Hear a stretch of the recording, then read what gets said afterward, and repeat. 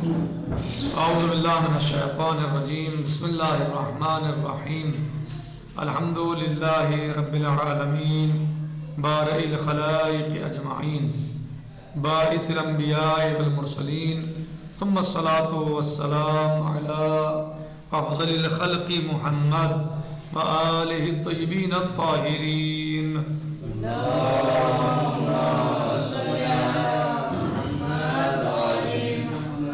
عجل فرجہم۔ ہماری گفتگو اور درس چل رہا ہے نبوت کے بیان میں، نبی کی ضرورت کیوں ہے، نبی کا ہونا کیوں ضروری ہے۔ آج ہمارا درس ہے نبی کی پہچان کے بارے میں، کہ نبی کی پہچان کیسے پہچانے، نبی کو پہچاننے کے طریقے کیا ہیں۔ نبی کو پہچاننے کے تین طریقے ہیں، نبی کو پہچاننے کے تین طریقے ہیں۔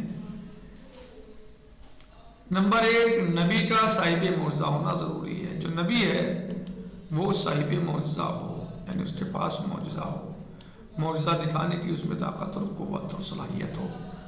وہ شخص جو یہ کہتا ہو کہ میرا رابطہ خدا سے ہے اور میں خدا کا نبی ہوں، اس کے لیے ضروری ہے کہ وہ ایسا کام انجام دے کہ جس کو اس زمانے کے دوسرے افراد انجام نہ دے سکتے ہو۔ کیا ضروری ہے؟ جو شخص یہ کہتا ہو کہ میرا رابطہ خدا سے ہے اور میں خدا کا نبی ہوں، اور اس کے لیے ضروری ہے، سمجھے، جو کہہ رہا ہے میرا رابطہ خدا سے ہے، میں خدا کا نبی ہوں، اس کے لیے ضروری ہے کہ وہ ایسا کام انجام دے کہ جس کو اس زمانے کے دوسرے افراد انجام نہ دے سکتے ہوں، اور جو وہ کہے اس کو پورا کر کے دکھائے، جو کہے اسے پورا کر کے دکھائے، اور ایسا کام انجام دے جس سے لوگوں کی عقلیں متحیر ہو جائیں، لوگوں کی عقلیں متحیر ہو جائیں اور لوگ اس کو انجام دینے سے عاجز ہوں۔ ایسا کام انجام دے جسے دیکھ کے لوگوں کی عقلیں حیرت میں متحیر ہو جائیں، حیرت میں پڑ جائیں، صحیح، اور لوگ اس کو انجام دینے سے عاجز ہوں، نہ دے سکتے ہوں۔ لیکن یہ بات ذہن میں رہے کہ اگر ایک شخص کسی کام کی پریکٹس کرتا ہو، مثلا پہلوان وزن اٹھانے کی تمرین کرتا ہے، کافی سال تک مثلا تمرین کی، آہستہ آہستہ آہستہ آہستہ بڑھاتا چلا گیا وزن اٹھانا، تو ایک منزل یہ آئے گی کہ وہ اتنا وزن اٹھا لے گا کہ باقی لوگ نہیں اٹھا پائیں گے۔ جو انعام یافتہ لوگ ہوتے ہیں، انعام لیتے ہیں، ریکارڈ توڑتے ہیں، ریکارڈ بناتے ہیں، ویسے تو بناتے ہیں کہ مثلا اس طرح اٹھاتے اٹھاتے موٹا مثلا جو ہے روزانہ کچھ نہ کچھ بڑھاتے چلے گئے وزن کا، آہستہ آہستہ ان کو عادت تھوڑی پریکٹس ہو گئی، تو نتیجہ یہ ہوتا ہے کہ وہ دنیا میں مثلا یا ملک میں سب سے زیادہ وزن اٹھا لیتے ہیں، تو وہ ریکارڈ بنا لیتے ہیں اپنا۔ تو اب جو ریکارڈ جس کا بن چکا، جب تک وہ ریکارڈ نہیں ٹوٹ رہا ہے تو اس کا مطلب یہ ہے کہ وہ سب سے زیادہ اس نے ایسا کام کیا ہے جو دنیا میں اب تک کوئی نہیں کر پا رہا ہے۔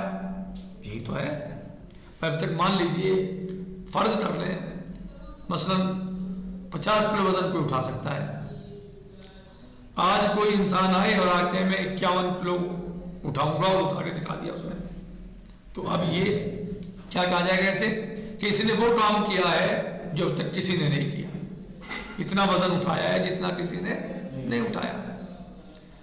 ایک سال کے بعد کوئی نہیں کہ میں 100 کلو اٹھا لوں گا، اور اس نے اٹھا کے دکھا دیا، تو اب اس 100 کلو والے انسان کے مقابلے میں دنیا میں کوئی نہیں ہے جو کام یہ کر رہا ہے، ایسا کام کوئی نہیں کر رہا ہے، اتنا وزن کوئی نہیں اٹھا رہا ہے۔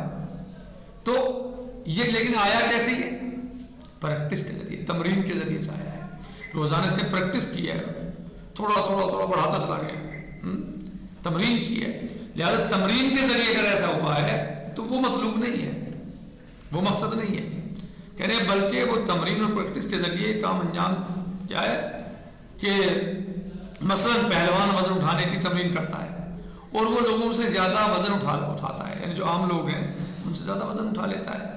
یا پھر ایک انسان جادوگر ہے، ایسے افراد نبی نہیں ہوئے، ایسے افراد نبی نہیں ہوئے کہ جو مثلا پریکٹس کر لیں یہ جادو کے ذریعے، نہ، بلکہ وہ تمرین اور پریکٹس کے ذریعے یہ کام انجام دیتے ہیں۔ کون؟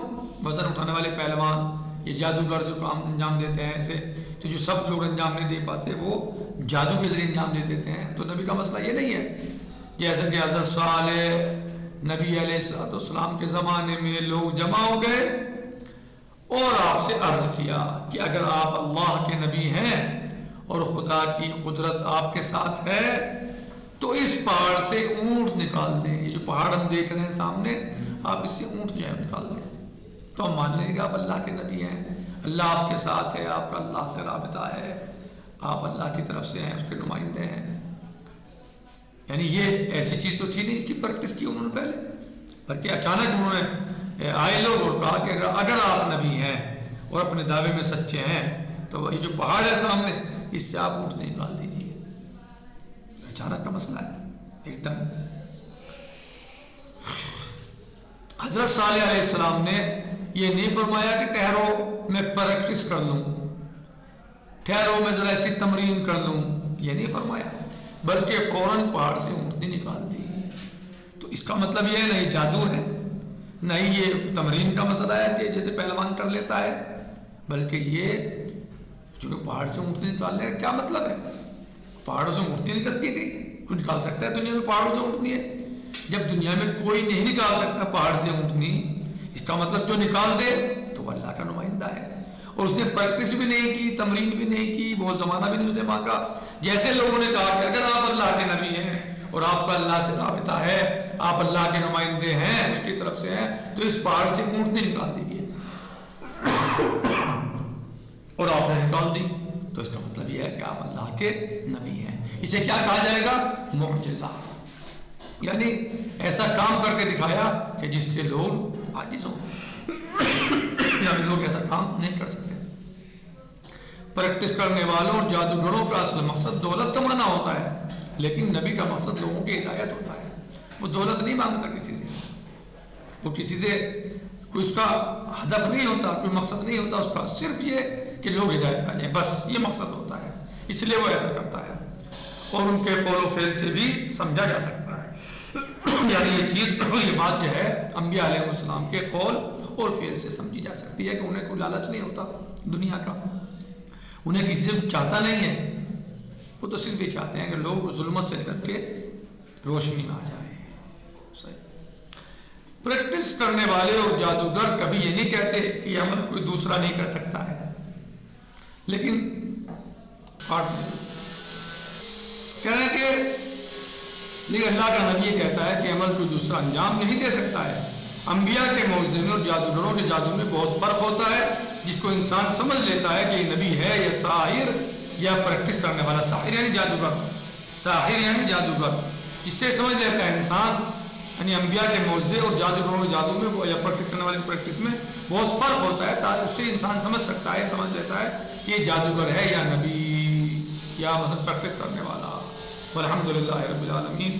السلام علیکم ورحمۃ اللہ تعالی وبرکاتہ. فی امان اللہ. خدا حافظ.